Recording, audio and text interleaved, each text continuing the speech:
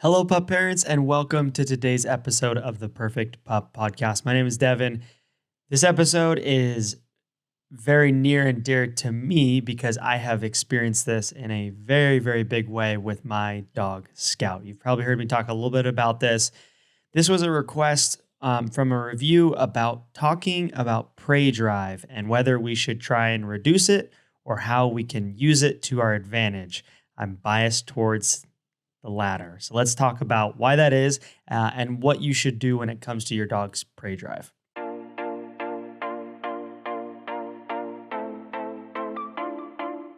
First things first, when we're talking about prey drive, it can mean a lot of different things or people can use it in different ways. But generally speaking, it's our dog's desire to chase after things.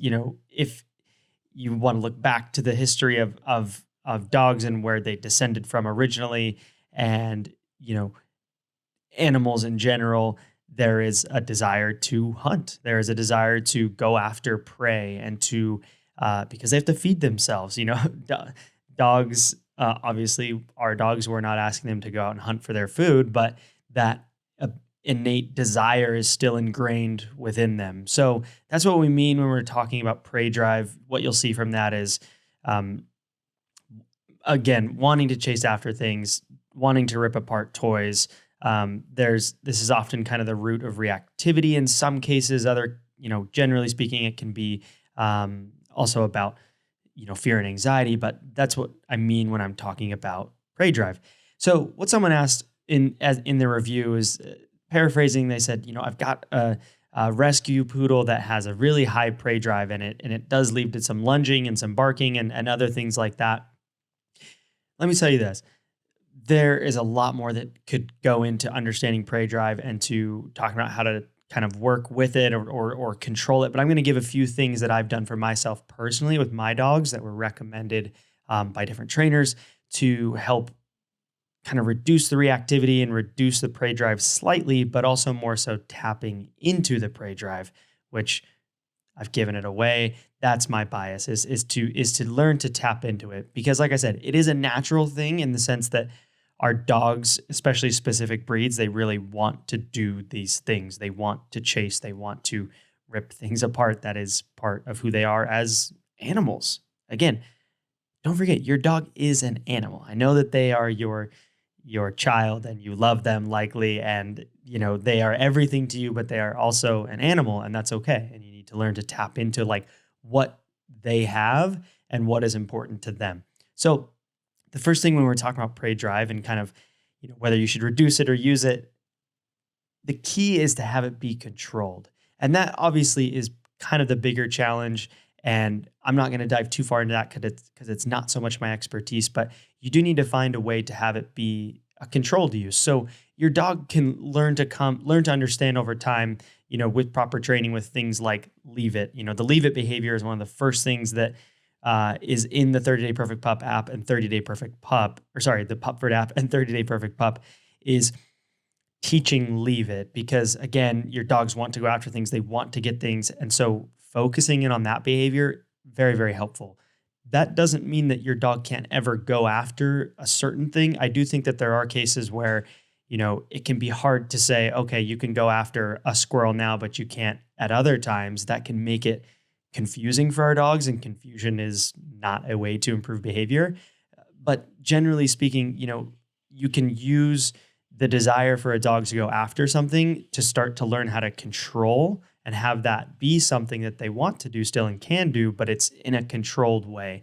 It's a way in which you more are saying, yes, this is okay to do this now at other times, or in this instance, it's not. And that kind of leads into using it as a reward. So one of the things that I found beyond helpful with my dog Scout, she loves fetch more than anything. I was just talking to a friend last night, and he said, will she let you know when she's tired? And I said, no, because she doesn't get tired. Like, she will fetch forever and ever if I let her. So in the beginning, we kind of struggled with that because, she did not have the best recall. She, did have reactivity towards other dogs, but often towards bikes, skateboards, again, things that are moving around large objects. And in the beginning, we really kind of tried to just fight support her prey drive and just try and suppress it almost and get it to stop. And then we learned over time and with help from trainers that it's you can utilize it. And that's when we started using fetch or whatever your dog's kind of language is for exhibiting the prey drive. For us, like fetch is a really big, part of that. We learn to use it as a reward. I've done another episode on this where I talk about, using fetch to teach recall. And it really can be a powerful tool because if your dog, for example, let's continue with Scout, she loves fetch so much. She loves the ball. Like when the ball is out, her focus is 100%. Like she is there, she is ready. She will leave pretty much any other distraction alone. And so what we started doing is in a controlled environment was we'd have her on a 30-foot lead or a 40-foot lead, and we would have the ball. We use a chuck it. We'd have the ball in a chuck it, and we would call Scout to us. She would see the ball, and it took a little bit of time. This process did not happen overnight. I cannot emphasize that enough. It did not happen overnight. But what we would do is we would take the ball and we would call her to us, ask her to sit, and just like we would practice, grabbing her harness or her collar to just be able to practice that kind of motion. And then we would, give the marker word. For us, it's yes, or you can use a clicker or whatever it is. And then we would throw the ball. And we started doing that every single time we did fetch. And yeah, that meant that, the fetch sessions became a little bit more about training. And we would mix it up, but generally speaking, we were starting to do that every single time. And what happened right away is, we don't dictate what our reward is for our dog. They let us know. One dog might love steak and another dog just might not really care.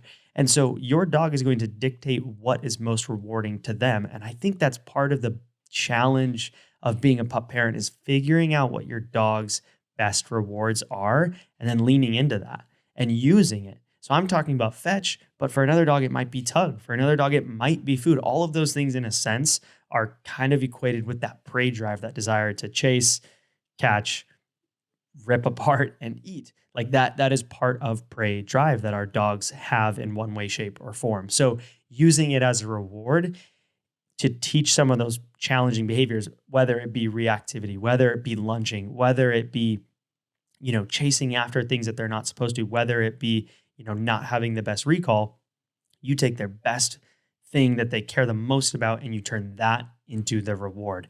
I don't really train my dog Scout with treats outside. I really don't. Like, no matter what it is, like it's just not her thing. When she's outside, she wants to like be on alert. She wants to see things. So we use fetch. We use fetch or we use tug, and that has made the world of difference for us and for Scout. And her reactivity, I'm not joking you, it has been reduced by about 90% over the past year and a half, 2 years. And a lot of that has been by using fetch and using what we saw as like a challenge and something we wanted to stop to using it as a reward. I'm going to add one kind of last note on a couple last notes. The third thing, if you do have a dog with high prey drive, I will tell you very clearly, you always have to be a little bit more cautious and a little bit more prepared for what could go wrong. What I mean is that, like I said, Scout has made a lot of progress and she does very, very well on almost every front, but there are still things where I have to be extra cautious and I have to be aware of my surroundings to be able to, kind of help her snap out of those moments where she may want to chase or she may want to react to something or lunge after something. So be aware that if your dog does have a high prey drive, you're going to need to express extra caution in a lot of instances. And the final thing I will say on this, it takes time.